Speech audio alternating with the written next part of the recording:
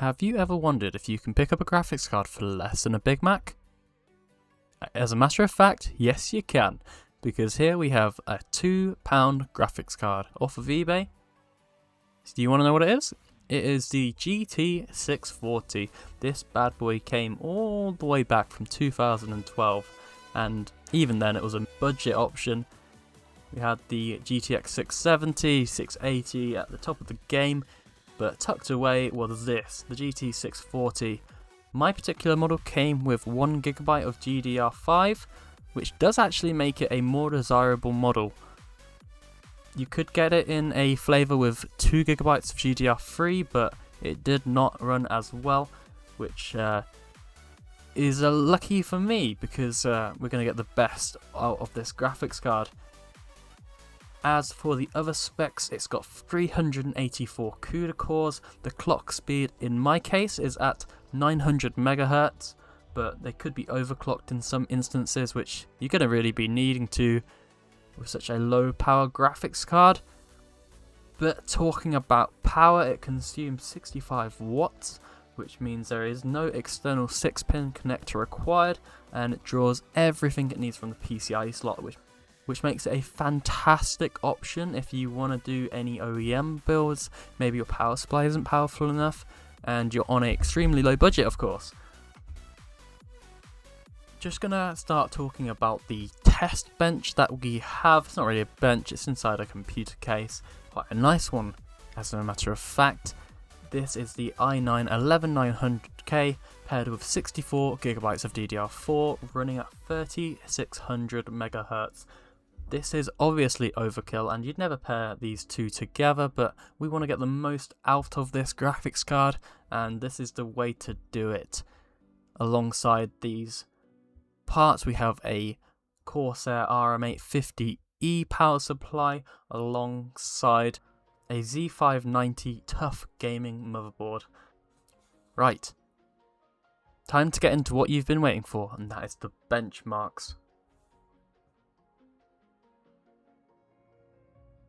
The first game in our benchmark suite is The Witcher 3 at the lowest settings possible, just about scrape 21 frames per second.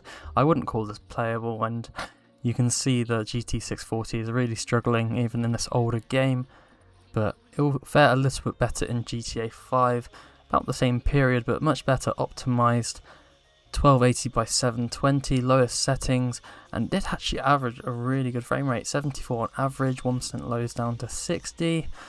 Obviously the i9 doing a lot of heavy lifting here, but you know, this is the best case scenario and it's doing a good job.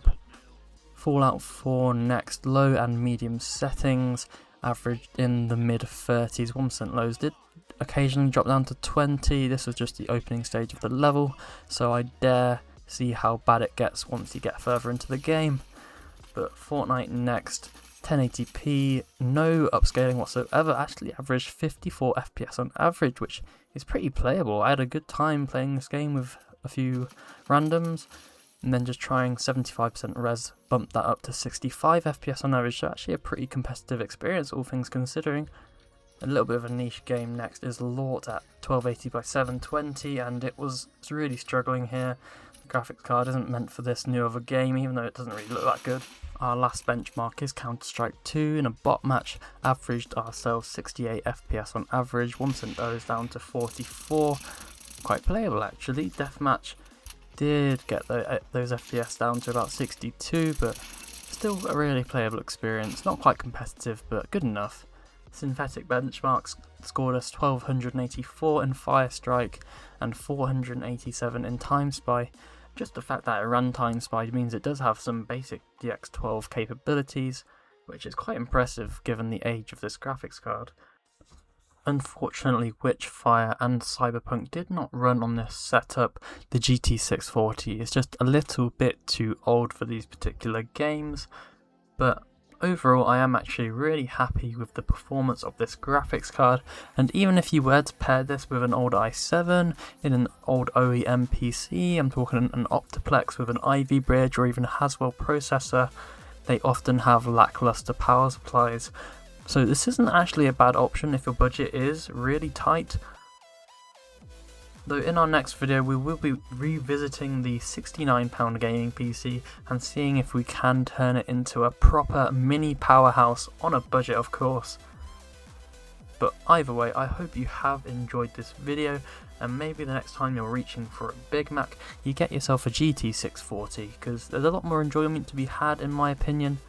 But don't forget to leave a like and a subscribe, and if you found any of this interesting, I'm sure you'll find the next one interesting, and I'll see you there.